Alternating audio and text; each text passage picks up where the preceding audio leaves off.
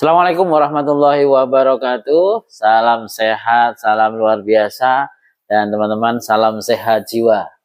Baik teman-teman, apa kabar hari ini? Mudah-mudahan selalu sehat ya, semakin memberikan manfaat, dan mudah-mudahan berharap kita bisa diberikan keberkahan atas semua apa yang kita lakukan.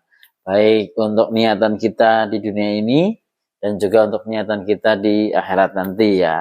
Baik teman-teman, jumpa lagi dengan saya Beta Sugiarso di channel YouTube Beta Terapi, dan kali ini pembahasannya tentang kesehatan jiwa ya. Mudah-mudahan harapannya pembahasan ini menjadikan manfaat bagi yang memperhatikan, bagi yang mencermati, melihatnya sampai dengan selesai channel YouTube ini. Baik teman-teman, dalam sesi pembahasan kali ini terkait dengan kesehatan jiwa, ini ada dua video ya, part 1 yang sekarang dan nanti ada part 2 ya, yang tentunya ini saling berkesinambungan. Meskipun banyak juga video-video lainnya yang berhubungan, namun yang serinya berdekatan ya, yang pembahasannya satu pokok bahasan itu adalah dua video ini. Yang pertama ini dan yang kedua yang setelah ini. Baik teman-teman, karena tentunya teman-teman sudah like, sudah subscribe ya, dan boleh teman-teman bertanya, diskusi ya, kita belajar bareng, karena saya juga bukan orang yang hebat, bukan orang yang luar biasa ya, saya juga bukan orang yang ahlinya ya, saya hanya seorang pembelajar ya, saya orang yang penuh dengan rasa penasaran, pengen belajar, pengen tahu, dan selalu berharap bisa memberikan manfaat pada orang-orang yang ada di sekitar. Menggunakan bahasa yang sederhana ya, bahasa yang bisa ditangkap oleh siapapun. Sehingga harapannya yang bisa mencermati, menikmati video ini tidak hanya orang-orang kesehatan saja, tapi juga orang-orang umum yang ada di sekitar kita. Baik, penanganan gangguan jiwa dan teknik komunikasi caregiver ya pada klien. Ini perkenalkan. Nah, kalau yang belum kenal ya, kalau yang sudah kenal ya alhamdulillah ya, kita bisa bersilaturahim, sehingga dengan silaturahim kita menjadikan kita panjang umur ya, menjadikan kita kehidupannya berkah. Nama lengkap saya adalah Beta Sugiarso. Alhamdulillah saya seorang perawat, dan alhamdulillah saya diberikan amanah keilmuan untuk memberikan asuhan keperawatan terkait dengan keperawatan jiwa. Alhamdulillahnya juga ya, saya selain perawat dalam bidang keperawatan jiwa, juga saya seorang trainer di Neuro-Linguistic Programming ya, trainer di coach, trainer di hipnosis hipnoterapi. Ini pun menjadi lisensi ya, menjadikan SIM saya untuk saya bisa memberikan, berbagi ya kepada orang-orang sekitar saya dengan legal.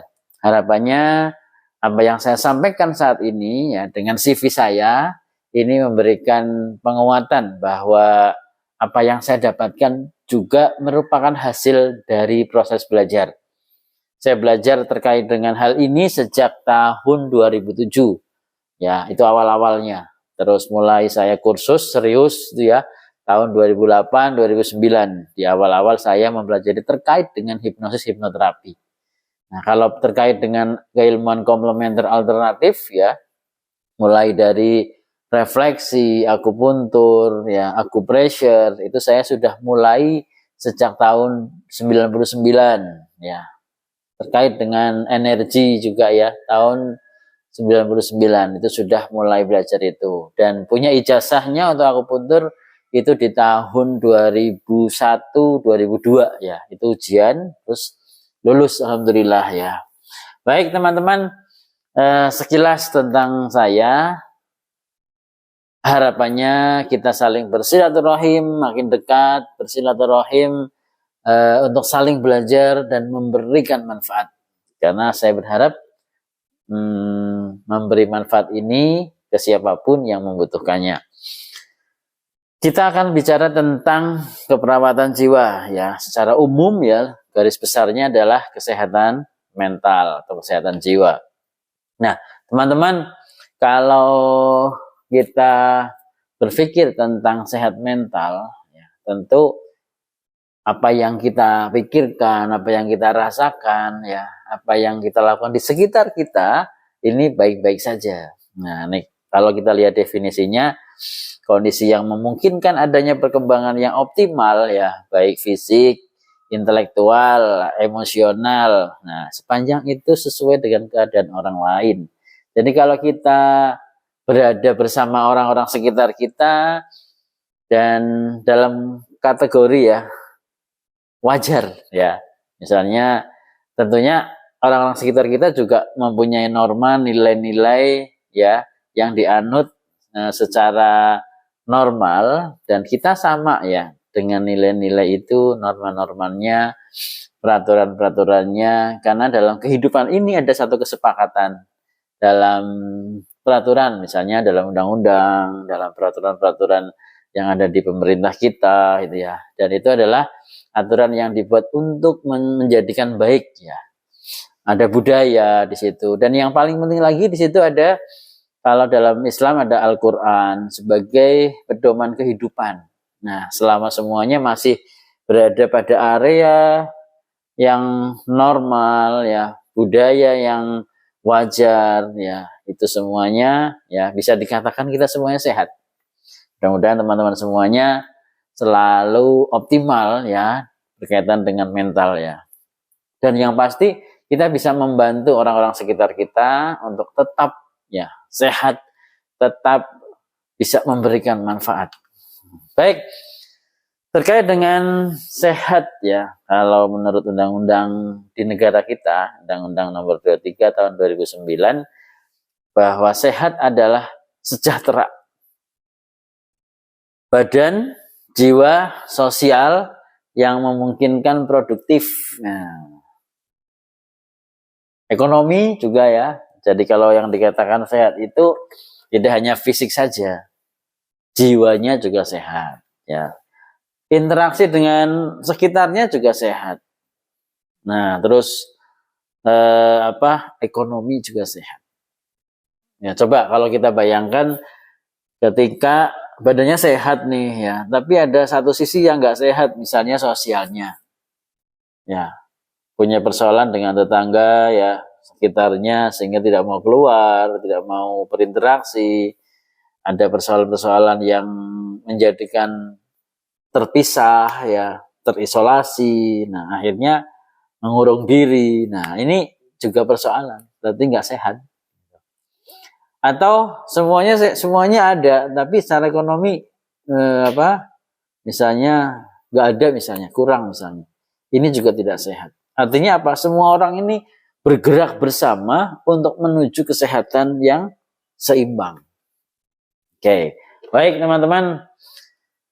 Nah, kalau sehat jiwa, ya sehat jiwa itu dalam Undang-Undang Nomor 18 ya tahun 2014 juga dikatakan bahwa sehat jiwa itu terdapat perkembangan fisik, mental, spiritual, dan sosial. Jadi kalau semuanya tadi ya yang dikatakan sehat itu berkembang dengan baik, fisiknya juga sehat, berkembang dengan baik ya, terus emosionalnya ya, mentalnya, spiritualnya juga dijalankan, sosialnya. Ini artinya apa? Orang tersebut dalam melakukan aktivitas di sekitarnya bersama orang-orang yang lain dalam kondisi yang wajar.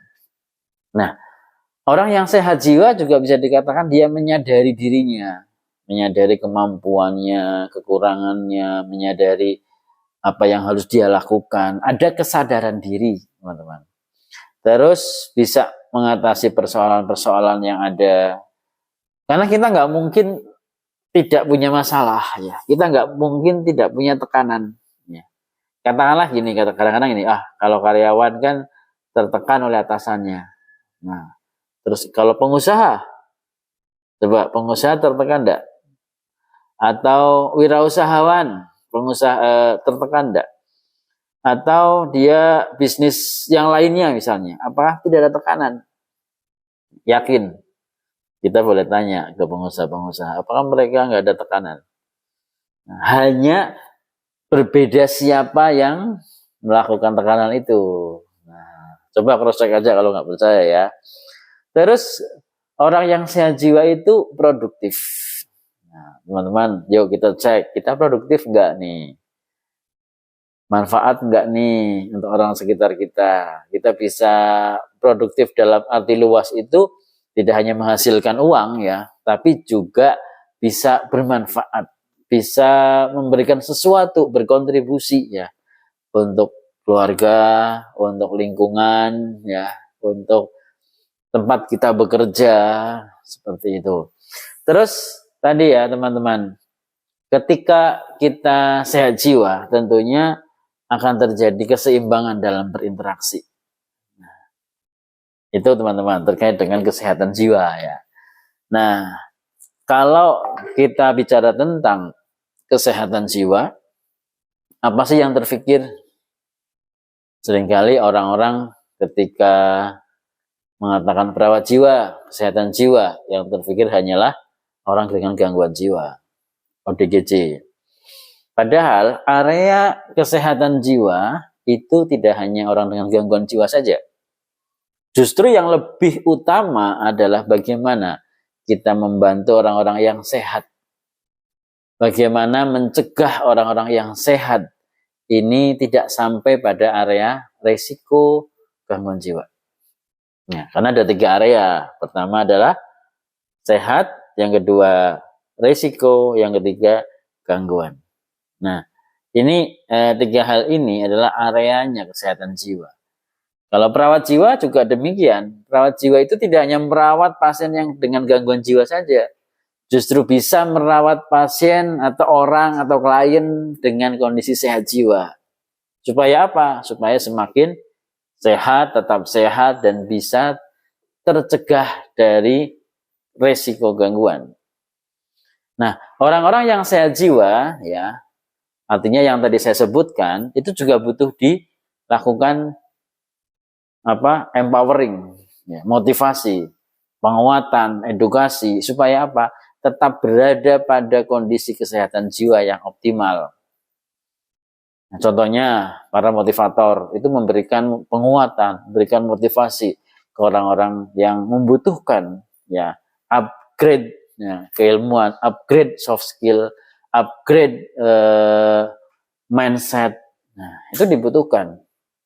Sehingga perawatan ya atau terapi itu tidak hanya untuk orang sakit ya, bisa untuk yang sehat untuk mempertahankan, untuk meningkatkan, untuk mencegah. Gitu teman-teman. Jadi kalau sekarang kalau sudah lihat channel YouTube ini ya, kalau mendengar kata sehat jiwa, kesehatan jiwa, perawat jiwa, keperawatan jiwa, tentang jiwa ya, yang terpikir adalah jiwa secara luas. Nah, ini menjadikan perluasan mindset kita supaya apa? Kita juga sadar bahwa kita manusia yang sama juga dengan orang-orang lain.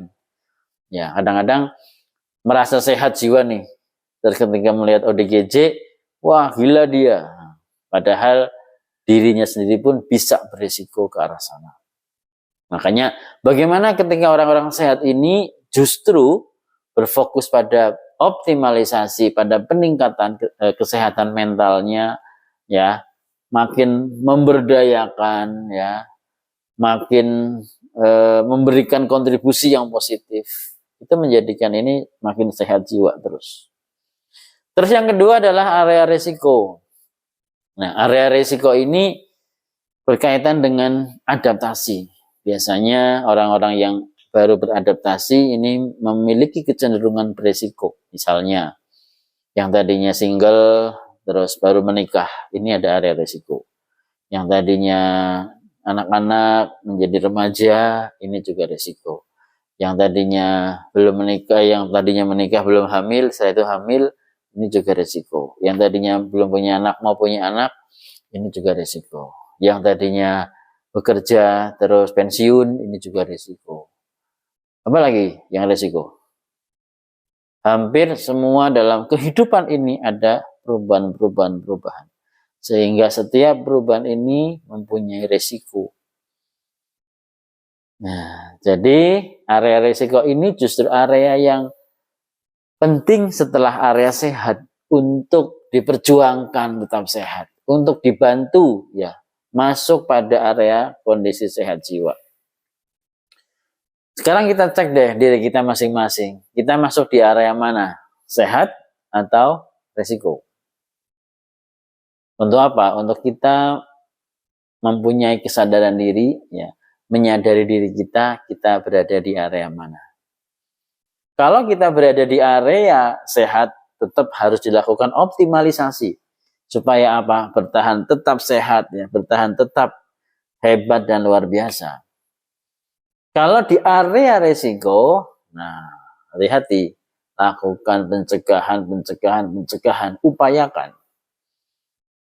Dengan berbagai cara, ya, dengan berbagai cara yang ilmiah, alamiah, dan tentunya, ya, cara-cara yang baik, cara-cara yang kalau dalam agama saya Muslim, ya, dalam akidah, dalam koridor keagamaan kita, supaya tidak keluar, ya, supaya tidak tersesat. Baik teman-teman, nah yang ketiga adalah area gangguan jiwa. Ini yang sudah sering ya dihubungkan. Kalau gangguan jiwa atau sehat jiwa itu kaitannya nggak gila, atau kaitannya ini pasien jiwa, pasien gila gitu. Padahal tadi yang saya sebutkan, semua orang beresiko mengalaminya karena sama. Karena mikirnya saya kan nggak ada keturunan, kata siapa gitu ya. Coba cek aja ke atas terus genetiknya. Ketika ada genetik itu ibarat kunci dan gembok ya. Pada saat adanya stimulus, adanya sesuatu yang menjadikan tidak sesuai dengan pikirannya, dan dia mempunyai pola mindset yang tidak bisa seimbang dan beradaptasi dengan baik, mulailah terjadi goncangan-goncangan mental. Sehingga semua orang bisa berisiko mengalami gangguan-gangguan jiwa. Baik tahap ringan, sedang, berat. Semua itu mempunyai risiko itu. Makanya kalau kita sehat, maka berpikirlah positif. Berkontribusilah yang sebaik-baiknya. Fokus pada kesehatan diri, kesehatan mental, spiritual, sosial, ya, interaksi dengan yang lainnya. Ini akan menjadikan kita makin terus sehat, makin terus bertahan. Untuk apa sehat kita? Untuk membantu yang lain. Bukan berarti kesehatan yang kita miliki untuk kesombongan. Wah, aku kan sehat, mereka gila. Nah, ini satu kesalahan. Berarti dia sudah mulai masuk ke area resiko. Kenapa? Berpikirnya negatif. Oke teman-teman, area kesehatan jiwa ada 3, sehat, resiko, dan gangguan jiwa. Maka kita harus menjaga semua ini, keseimbangan ini. Yang sehat membantu yang resiko. Yang resiko berupaya untuk sehat. Yang sehat bisa membantu yang gangguan. Supaya apa? Tadi ada kehidupan yang berkesinambungan. Gitu. Baik teman-teman. Nah ini kata Stuart 2016 bahwa sehat jiwa itu seperti apa? Kondisi sejahtera, kebahagiaan, senang, puas, pencapaian, optimis, dan memiliki harapan. Sudahkah kita secara sepenuhnya sejahtera? Sudahkah secara penuh kita bahagia? Senang, yakin, ya, mencapai sesuatu, semua yang diharapkan tercapai dengan baik, dan kita puas. Kita punya optimisme, ya, dan punya harapan-harapan. Sudahkah seperti itu? Kalau definisi sehat jiwa seperti ini, apa kita tergolong orang yang sehat jiwa? Nah, baik, introspeksi ya. Artinya apa? Ketika kita merasa nggak bahagia, nggak senang, hati-hati. Kita sehat apa enggak nih? Karena bahagia itu ukurannya bukan satu indikator.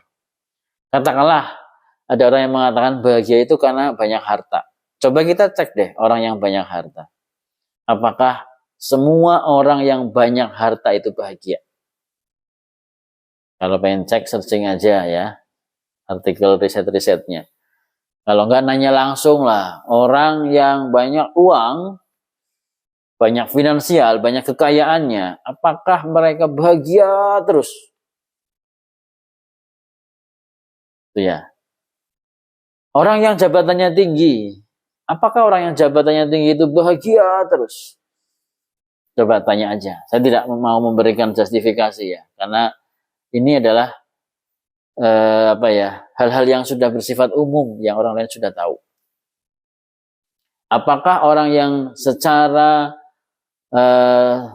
jabatan nggak punya, ya, finansial nggak punya, dia nggak bahagia? Prosentase kebahagiaannya antara orang yang punya segalanya dan orang yang biasa saja, kita bisa cek berapa prosentase kebahagiaannya. Apakah ada hubungan ya, antara kebahagiaan dengan kekayaan, dengan jabatan, ya, dan hal-hal yang lainnya? Ini perlu dilakukan penelitian lebih mendalam lagi. Kenapa? Petani yang biasa saja kehidupannya sederhana, bahagia juga banyak banget. Orang-orang yang kaya raya, ya, miliarder, ya, dengan jabatan yang setinggi-tingginya, gak bahagia juga banyak. Nah, maka kesehatan jiwa ini tidak tergantung pada 1-2 indikator saja, tapi lebih pada bagaimana kita mempunyai kebahagiaan. Kalau dalam agama Islam, ketika dia bersyukur, dia akan merasakan bahagia itu. Kalau kita memberikan rasa syukur, kita bersyukur, maka Allah akan menambah nikmatnya. Nah, ini kadang-kadang kalau dikaitkan dengan hanya satu indikator, misalnya harta, itu ya, jadi nggak nyambung. Padahal nikmat yang Allah berikan itu banyak banget, kesehatan, ketenangan, kenyamanan. Ya, saya ngomong kayak gini karena banyak pasien-pasien yang saya terapi ya dengan NLP, dengan hipnoterapi itu, mereka hanya mencari kebahagiaan. Mereka hanya mencari rasa tenang. Padahal secara finansial sangat tercukupi. Tapi dari satu aspek kebahagiaan itu kehilangan. Gimana dengan Anda? Nah, ini yang harus kita mulai mikir-mikir ya. Saya ini seperti apa? Kita mulai mulai introspeksi. Kita sebetulnya masuk area yang mana? Oke ya teman-teman. Nah, ini di bawah ada ciri-ciri sehat jiwa. Boleh dibaca ya.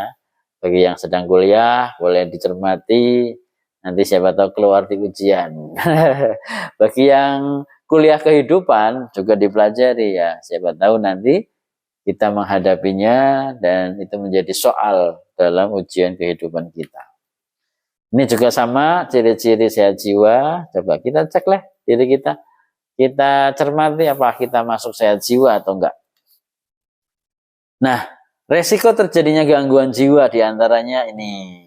Ya, tadi yang sudah saya sebutkan ada risiko. Oh iya, selain itu juga ada penyakit kronis ya, orang-orang yang sakit kronis. Ini juga mempunyai risiko gangguan jiwa, apalagi lama banget nggak ada perubahan, nggak ada kesembuhan. Nah, tentu ini menjadikan terganggunya stabilitas emosi, pikiran seperti itu. Ketidakpuasan dengan pekerjaan. Nah, ini teman-teman yang bekerja sebagai karyawan, sebagai pegawai baik negeri ataupun swasta, coba adakah kepuasan? Artinya apa? Kepuasan kita sebagai karyawan tidak hanya penting untuk perusahaan itu, tapi untuk diri kita sendiri. Nah, kalau kita dalam bekerja kok tidak menemukan kepuasan, ya kita akan sakit ya dalam waktu yang panjang. Kenapa? Bekerja dalam kondisi yang sakit dirinya. Makanya apapun yang kita dapatkan, apapun yang kita rasakan saat kita bekerja, misalnya terkait dengan penghasilan nih, syukuri sehingga ada kebahagiaan di situ. Kenapa? Karena kalau tidak mensyukuri, kita jadi sakit. Dalam waktu yang panjang, secara terus-menerus, ya, mendapat hal-hal yang sifatnya kurang. Pastikan kita sehat jiwa. Nah, ini resiko-resiko yang terjadi ya ketika ada kehilangan pekerjaan, nganggur gitu ya, kehilangan pasangan, kehilangan harta benda, kehilangan jabatan, gitu ya, kecelakaan dan yang lain-lainnya. Bisa jenengan lihat di sini. Penyakit kronis. Nah, ini. Atau ciri-ciri masalah psikososial ya. Ini masalah-masalah seperti psikosomatis, kecemasan yang ada di sekitar kita. Atau bahkan diri kita sendiri kadang-kadang mengalami kecemasan, kekhawatiran. Itu juga area-area resiko. Nah, kalau gangguan mental sudah jelas terlihat ya. Lihat, ini gangguan. ODGJ ada yang berkeliaran, ada yang di rumah sakit. Ketika itu diterapi, diterima oleh masyarakat juga insya Allah berdampak yang sangat positif. Nah, teman-teman, kalau bicara tentang gangguan jiwa, nah, gangguan jiwa ini merupakan satu respon yang bersifat maladaptif terhadap suatu pembuat stres atau stresor yang bisa datang dari dalam tubuh maupun luar tubuh. Ini bisa kita baca ya, baca bersama-sama terkait dengan seperti apa gangguan jiwa. Terjadinya perubahan persepsi, cara berpikir, perasaan, dan perilaku yang tidak cocok dengan budaya atau norma yang ada. Terjadi gangguan fungsi fisik dan sosial yang berlanjut menjadi kesulitan dalam kehidupan sosial. Baik, teman-teman, terkait dengan gangguan jiwa tadi, ya, pasti kita sudah sering ya melihat dengan tanda-tanda yang ada. Seperti ada tanda-tanda gangguan kesadaran, ya, gangguan perasaan. Ini pasti sangat terlihat sekali ya. Nggak logis ya, nggak nalar ya. Tapi ada juga gangguan jiwa yang logikanya bagus, tapi emosionalnya terganggu.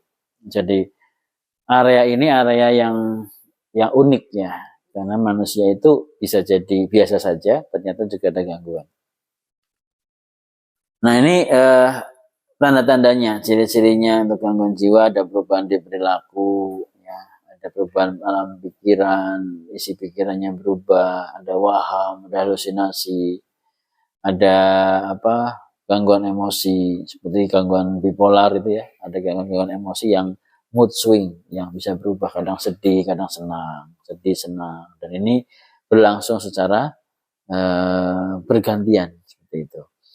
Ada gangguan persepsi ya, tadi ya, ada halusinasi tadi ya, penginderaan. Saat dia melihat apa, ada ilusi, atau dia nggak melihat apa-apa, dia melihat ada sesuatu, ada halusinasi positif. Nah, daya tilik yang berubah ya, kesadaran diri ini. Kesadaran diri ini adalah kesadaran diri kita, apakah kita merasa bahwa kita sakit atau tidak. Semakin orang merasa dirinya tidak sakit dan ketika diberitahu bahwa dia sakit itu dia menolak atau dia malah menentang, melawan ya, dan cenderung menyalahkan orang lain. Orang-orang yang sering menyalahkan orang lain, ini daya tiliknya perlu dipertanyakan. Nah, jangan dia daya tiliknya, insight-nya 1 atau 3 gitu ya, sehingga ini sudah masuk ke area gangguan jiwa. Baik teman-teman, untuk penyebab gangguan jiwa itu sangat kompleks ya. Bisa dari organobiologis ya, dari fisik juga bisa. Karena faktor kecelakaan, ada gangguan mental organik, atau faktor-faktor ada pertumbuhan jaringan-jaringan otak yang terhambat dan yang lainnya. Atau karena faktor tadi psikoedukatif ya. Faktor-faktor yang berkaitan dengan psikologis, dengan pola asuh, dengan orang-orang di sekitarnya, dengan penanaman mindset yang kurang tepat. Ya, ini juga bisa menjadikan gangguan jiwa. Atau dengan sosial budaya, bahkan ekonominya, sosial ekonomi budaya itu berkaitan erat dengan kehidupan kita. Kalau ada hal-hal yang tidak seimbang di antaranya, terjadilah gangguan jiwa.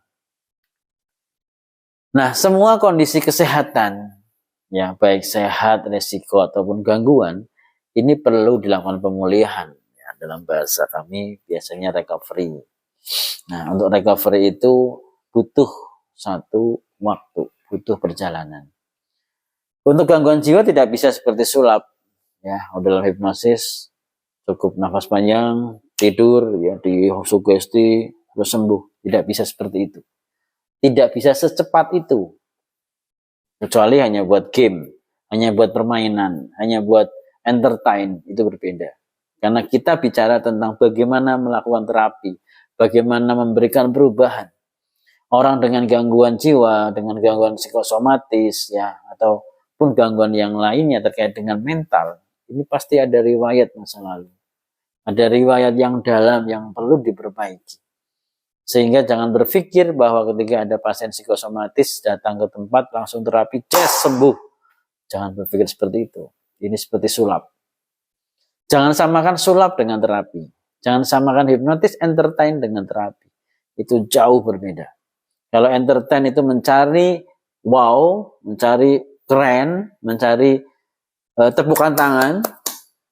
Kalau terapi itu yang dicari adalah pemulihannya, adaptasinya, kebaikannya, kesehatannya, kembali pada aktivitas yang wajar, sehingga bisa beradaptasi dengan baik. Seringkali soalnya pasien-pasien yang saya terapi datang ke tempat praktek saya untuk terapi pengennya cepat. Sekali, 2 kali, 3 kali pengennya cepat. Padahal masalah yang dialami itu bertahun-tahun. Bahkan dari sejak kecil sudah ada trauma. Nah, ini yang perlu para praktisi ya juga sadari, para terapis juga harus disadari ya. Para keluarga, orang-orang yang sedang merawat klien yang gangguan jiwa ringan ataupun berat. Ya, ini perlu disadari. Tidak bisa langsung set ya, sembuh. Tidak. Ada waktunya. Ada journey, way of life-nya. Ada perjalanannya. Seperti itu. Nah, kalau orang ini bisa menyadari bahwa ada perjalanan yang harus dilalui, maka proses terapi itu kan berjalan dengan baik, perlahan, tenang, dan hasilnya akan konsisten membaik, makin positif. Nah, ini yang tadi saya sebutkan, proses recovery itu sangatlah personal. Penyembuhan itu sangat pribadi, tidak bisa disamaratakan. Kalaupun ada sebuah grup yang menyatakan grup tertentu, ya, di situ menyatakan diskusi tentang dia sembuh, dia belum, itu sangat personal, nggak bisa disamaratakan. Dan satu perubahan itu banyak yang berkaitan, ya, bisa nilai diri, ya, dan hal-hal yang lain, belief system, keyakinan dalam dirinya, itu yang perlu juga diperhatikan, nilai-nilai dirinya. Nah, recovery adalah cara hidup yang memuaskan, penuh harapan, dan berkontribusi dalam kehidupan meskipun dengan keterbatasan yang disebabkan kondisi sakitnya. Jadi pasien-pasien yang dengan gangguan kesehatan jiwa ini ketika belum terjadinya kesempurnaan dalam yang dikatakan sehat jiwa tadi, sudah ada proses perjalanannya. Ada tahapannya, bertahap, tidak bisa langsung balik seperti awal, itu ada tahapannya, ada perjalanannya. Recovery melibatkan pengembangan makna baru dan tujuan dalam kehidupan seorang yang dapat tumbuh melampaui dampak yang terjadi dari sakit mentalnya. Nah, ini jadi teman-teman, baik keluarga, tenaga kesehatan, atau siapapun yang merawat pasien-pasien dengan gangguan jiwa, ya, psikosomatis, atau yang gangguan jiwa ringan lah, katakanlah stres, dalam adaptasi. Ini kita harus menyadari proses penyembuhan itu tidak seperti membalikkan telapak tangan. Ya, ada tahapannya. Kalau keluarga nggak menyadari, orang yang merawat nggak menyadari, ya, yang dirawat bagaimana akan sembuh gitu. Kenapa? Karena dipaksa terus, harus kamu gimana, malah seolah disalah-salahkan. Padahal prosesnya memang ya membutuhkan perjalanan, butuh waktu. Oke ya teman-teman ya. Kemudian ini memberikan satu pencerahan ya, dan bisa mengubah mindset lama ya menjadi mindset yang lebih memberdayakan. Nah, ini ada tahapan-tahapan untuk perubahan. Mulai dari moratorium, awareness, preparation, rebuilding, dan grow. Jadi tahapan-tahapan penyembuhan itu tidak langsung grow, nggak langsung sehat. Ya, langsung pengembangan. Tapi ada tahapan-tahapan awal yang semula di terapi terjadi penolakan lah, nggak mau, nggak menerima, dan yang merasa dirinya tetap sehat. Apalagi nih kadang-kadang keluarga dan lingkungan sosial pada saat pasien kembali ke rumah ada tidak penerimaan. Meskipun mengatakan saya terima kok, saya sudah ikhlas, saya sudah merawat dengan baik. Tapi pada kenyataannya pada saat memberikan perilaku ya, menghadapi klien tersebut itu adalah perilaku yang menolak. Contohnya ada keluhan sedikit bingung, ada keluhan sedikit wah ini harus kemana. Ini hal-hal yang sebetulnya tadi ya masih adanya penolakan dari dalam keluarga untuk merawat pasien-pasien tersebut. Ada rasa malu, ada rasa khawatir nanti dibilangin tetangga, ada rasa nanti apa yang usaha saya jadi rusak dan lain-lain. Banyak sekali hal-hal yang terjadi ya di sekitaran keluarga ataupun lingkungan yang berkaitan dengan perawatan atau pemulihan pasien-pasien dengan kesehatan jiwa ini. Maka yang paling penting adalah penerimaan, kelegaan hati, keikhlasan akan takdirnya Allah untuk kita. Karena kita hidup di dunia ini hanyalah untuk tadi dilihat, hanyalah untuk diobservasi, hanyalah untuk dinilai oleh Allah bahwa apa yang kita lakukan itu sudah sesuai yang Allah harapkan atau tidak. Merawat pasien dengan ODGJ butuh kesabaran. Merawat pasien dengan gangguan-gangguan psikosomatis butuh kelegaan, butuh keikhlasan, butuh mengorbankan ya waktu, mengorbankan biaya, mengorbankan apapun. Untuk apa? Untuk kesehatannya dia, untuk perawatannya dia. Nah ini yang kadang-kadang tidak bisa diberikan.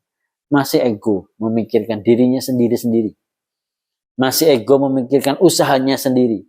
Masih ego memikirkan hal-hal yang berkaitan dengan finansial, dengan jabatan, atau yang lainnya. Sehingga malu ketika merawat. Menolak untuk merawat bareng dalam rumah. Dengan alasan gelisah lah, susah diatur lah, dan yang lainnya. Ini hal-hal yang perlu disadari. Tidak perlu diperdebatkan ya. Tidak perlu dipertanyakan lagi. Cukup disadari saja. Dan setelah itu lakukan perubahan-perubahan. Supaya apa? Supaya pasien bisa mendapatkan yang diharapkan. Sehingga terjadi proses recovery yang baik. Sampai nanti pada akhirnya pada tahapan grow. Ya, pertumbuhan. Ini pun tidak bisa langsung wah sehat seperti dulu. Ini butuh tahapan. Ini butuh kesadaran dan kelegaan. Baik teman-teman, ada 10 komponen untuk pemulihan pasien dengan gangguan jiwa ataupun dengan gangguan jiwa baik ringan, sedang ataupun berat ya. Ini berlaku untuk semua tahapan, semua level. Mulai dari fokus pada kekuatan diri sendiri. Ya, jadi latih pasien, latih keluarga supaya berfokus bahwa kesembuhannya, kesehatannya, optimalisasinya itu akan didapatkan dengan dia berupaya dengan mandiri, tidak menggantungkan ke orang lain, tidak mengharap oh ini karena ini sih, karena itu, karena ini dan yang lain-lainnya ya, tapi selalu berfokus bahwa saya dengan kekuatan yang Allah berikan saya bisa sembuh, saya bisa sehat, saya bisa baik lagi. Nah seperti itu. Yang kedua, berpusat pada individualisasi dan orang. Pada saat kita menterapi atau sebagai tenaga kesehatan merawat pasien dengan gangguan mental, kita fokus, kita hadir. Ya, jangan merawat pasien tapi seperti merawat benda. Ya, kalau pada bahasa umumnya ya rawatlah dengan hati. Ketika kita merawat klien dengan hati, maka akan hadir diri kita, hadir hati kita, sehingga pasien bisa merasakan. Dan berpusat pada individualisasi. Sifatnya sangat personal, ya, tidak bisa digeneralisasikan. Yang ketiga adalah pemberdayaan. Memberikan kesempatan, kepercayaan, tanggung jawab kepada klien untuk berubah, untuk kembali sehat, untuk berdaya. Ya, tidak selalu tergantung pada kita, tidak selalu tergantung pada terapis, tidak selalu dimanja, ya, tidak selalu apa-apa harus kita yang bantuin. Nah, ini harus diberdayakan supaya apa? Timbul tadi motivasi yang kuat, muncul energi untuk segera berubah menjadi semakin baik. Yang keempat, holistik, berpikirlah secara menyeluruh, baik fisik, mental, psikologis, ya, sosialnya, spiritualnya, kulturalnya. Ini munculkan semuanya. Karena ini manusia. Manusia yang holistik, maka penanganannya pun holistik. Manusia yang holistik, maka cara merawatnya pun holistik. Bagi teman-teman yang merawat pasien dengan gangguan jiwa ini ya, ataupun pasien yang lain pada umumnya sebetulnya sama saja. Karena kita harus tidak hanya memberikan fisik saja yang kita rawat, tapi juga butuh sentuhan psikologis, sentuhan emosional, juga butuh lingkungan sosial, juga butuh spiritual, bahkan ke area budaya. Ini yang harus makin disadari oleh semua tenaga kesehatan, semua keluarga, ya, caregiver, semua caregiver ataupun mentor dalam keluarga yang merawat. Sehingga tidak hanya klien dikasih obat terus, ya, dikasih obat saja tanpa ada sentuhan emosional, tanpa ada sentuhan spiritual, tanpa ada sentuhan budaya yang ada. Lakukan secara holistik, maka ini akan masuk ya pada klien dengan baik dan menjadikan dia pemulihannya semakin optimal. Yang kelima, non-linear. Nah, penyembuhan pasien itu tidak linear, tidak naik lurus ya, tapi dia akan non-linear. Ya, ada yang bergelombang naik turun, kadang baik, kadang menurun, nanti baik lagi, menurun lagi. Tapi arah non-linear ini ke arah non-linear positif. Sehingga ketika kita cermati dalam waktu yang cukup panjang, bisa terlihat perubahan positifnya. Semakin baik, semakin baik, semakin baik. Namun jika ada perubahan non-linear negatif, ya semakin tidak baik, berarti perlu kita evaluasi. Apakah cara yang kita gunakan, metodenya itu kurang pas. Gitu. Yang keenam, dasar kekuatan. Ya, tanamkan pada klien, pada keluarga atau caregiver bahwa kita mempunyai satu power. Ya. Salah satunya yang paling kuat ya secara spiritual, dasar kekuatan untuk kesembuhan ini ada pada dirinya. Dasar kekuatan ini sudah Allah berikan untuk dirinya untuk sehat.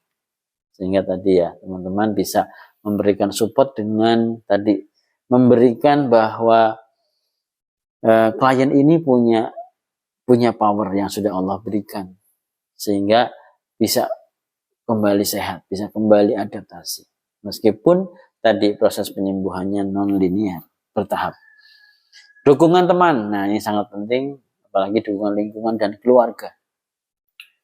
Ketika klien sudah dirawat dengan baik di rumah sakit, sudah dilakukan perawatan dengan sebaik-baiknya, direhabilitasi misalnya. Pulang ke rumah, ternyata dicemooh, dibully, dijauhi, disingkir-singkirkan. Nah ini akan menjadikan tadi ya, terulangnya proses gangguan lagi. Justru ya pada saat kita merawat klien, ya tidak hanya kliennya yang dirawat, tapi juga keluarganya, ya lingkungannya, bahkan kalau bisa masyarakatnya. Kita berikan edukasi, kita berikan pandangan-pandangan bahwa klien ketika sampai di rumah dia butuh support, butuh dukungan yang positif. Nah, secara umum kira-kira kalau di lingkungan kita semua ya, seperti apa cara memperlakukan ODGJ? Cara memperlakukan pasien-pasien yang sudah baik, sudah sehat, sudah kembali, terus bagaimana perlakuannya? Itu bisa kita lihat. Penghargaan, ya, ketika klien bisa melakukan sesuatu dengan baik, ada penghargaan yang kita berikan. Tidak harus berupa barang, ya, bisa juga berupa ucapan terima kasih, berupa pujian atas keberhasilan yang dilakukan. Dan diberikannya tanggung jawabnya. Berikan klien tanggung jawab bahwa kesembuhannya, optimalisasi dirinya, perubahan dirinya, itu karena faktor dirinya yang bisa berubah. Ada tanggung jawab di situ. Tidak dimanja-manjain ya, tidak disuapin terus ya, tapi berikan dia biar bisa makan sendiri, biar dia bisa aktivitas sendiri. Tentu dalam pantauan kita sebagai caregiver. Dan yang ke-10, berikanlah harapan. Harapan ini kalau yang paling tinggi ya, berilah harapan bahwa Allah akan memberikan yang terbaik. Berilah harapan bahwa Allah akan menganugerahi sesuatu hadiah yang luar biasa ketika kita sabar, ketika kita sering terus menjalankan apa yang Allah perintahkan. Berilah harapan-harapan yang kuat, yang positif, yang tentu bukan PHP ya. Ini hati-hati juga. Kalau harapannya jauh dari ekspektasi, khawatirnya nanti malah terjadi halusinasi. Sehingga berilah harapan-harapan yang ada dalam lingkup kita, ya. Sangat penting kita libatkan, kita mengucapkan Allah akan memberikan yang terbaik untuk diri kita. Teman-teman, itu 10 komponen untuk pemulihan klien. Nah, saatnya kita bisa membantu klien. Nah, untuk ranah dalam keperawatan diantaranya adalah sebagai caregiver ya, pemberi pelayanan, dan kita sebagai komunikator, serta kita sebagai fungsi pengelola. Insya Allah kalau kita profesional ya, maka kita mempunyai kualitas diri kita sebagai orang yang profesional, sebagai profesi yang profesional. Ya. Ada kesadaran diri, ada klarifikasi nilai, ada eksplorasi perasaan, contoh peran, altruisme, dan etika tanggung jawab. Ini yang orang-orang seperti kita semua, jenengan semuanya yang luar biasa sebagai caregiver, sebagai tenaga kesehatan, sebagai keluarga yang menjadi mentor ya dalam merawat pasien, ini munculkan ini ya, kesadaran diri saya siapa, saya harus ngapain, saya bertugas sebagai apa, saya dapat amanah apa. Itu kesadaran diri yang sangat penting sebagai pondasi awal bahwa kita itu mau ngapain itu karena kita siapa. Terus apa yang harus saya lakukan? Terus klarifikasi nilai, apa sih nilai yang saya lakukan ini untuk apa? Seberapa besar nilainya untuk kehidupan? Baik kehidupan saya, kehidupan keluarga, kehidupan klien, kehidupan masyarakat ini. Menjadikan clear ketika nilai ini benar-benar ada dan kita menjalaninya akan dengan enjoy, nyaman, ikhlas. Eksplorasi perasaan. Ya, ini butuh untuk siapa saja, baik kita sebagai seorang profesional, kita boleh ungkapkan. Untuk apa? Untuk kita bisa untuk kita bisa menjadi diri kita sendiri. Kita bisa mengungkapkan apa yang ada dalam diri kita, dan harapannya apa yang kita lakukan ini sesuai dengan yang menjadi tujuan dari profesi ini. Contoh peran, kita harus bisa menjadi model yang terbaik. Altruisme, mempunyai jiwa menolong, mempunyai jiwa kepedulian yang kuat untuk membantu sesama, dan adanya etika dan tanggung jawab profesi. Sehingga sangat penting ketika kita seorang profesional, kita bisa menjalankan tanggung jawab kita ya, dengan etika kita yang harus terus dipertahankan. Baik teman-teman, nah ini pembahasan di akhir sesi ini terkait dengan manajemen pasien dengan gangguan jiwa ya, bisa dengan diberikannya obat-obat farmakologi, farmakoterapi ya. Bisa juga dengan non farmakoterapi, bisa juga dengan psikoterapi. Nah, ini beberapa contoh-contoh farmakoterapi atau farmakologi ya terkait dengan obat-obat. Ada antipsikotik, antidepresan, ansietas, ya, mood stabilizer. Ada juga psikoterapi ya, seperti NLP, hipnoterapi juga masuk dalam psikoterapi, atau ada kognitif terapi, kognitif behavior terapi, dan banyak terapi-terapi lainnya yang bisa diberikan. Kalaupun misalnya untuk caregiver ya yang non profesi, misalnya psikolog, nurse, itu juga bisa belajar psikoterapi yang sifatnya sederhana namun efeknya besar dan bisa dipelajari, bisa dilatih ya, seperti itu. Ada relaksasi, ada ECT ya, ini elektrokonvulsif terapi diberikan pasien-pasien ketika ini terdapat indikasi ya, indikasi bahwa ini harus dilakukan SCT ini, atau juga ada TMS ya. Baik teman-teman, pembahasan tentang penanganan gangguan jiwa ya, untuk sesi yang pertama ini dalam video ini sudah saya sampaikan. Mudah-mudahan ini menjadikan inspirasi, menjadikan manfaat makin luas, dan bisa teman-teman cermati, dipelajari, dan dirasakan supaya apa? Supaya bisa menyatu dengan diri kita. Oke, dan di sesi kedua nanti saya akan bicara tentang komunikasi terapeutik antara pemberi asuhan dengan klien. Oke, baik ya. Dan menariknya adalah kita akan belajar bagaimana sih cara ngomongnya dengan mereka. Bagaimana sih cara kita berinteraksi dengan baik sehingga tidak memperkuat halusinasinya, tidak memperparah penyakitnya, namun bisa menjadikan ringan, menjadikan semakin baik, menjadikan terapeutik. Saya kira demikian teman-teman. Berjumpa lagi di video berikutnya, dan yang pasti teman-teman bisa terus semangat, makin berdaya, memberikan manfaat makin luas ya, dan teman-teman bisa bereksplorasi positif sehingga kita tetap sehat jiwa untuk membantu sesama. Demikian, terima kasih. Assalamualaikum warahmatullahi wabarakatuh. Salam sehat jiwa yang luar biasa. Kita jumpa lagi di Beta Terapi.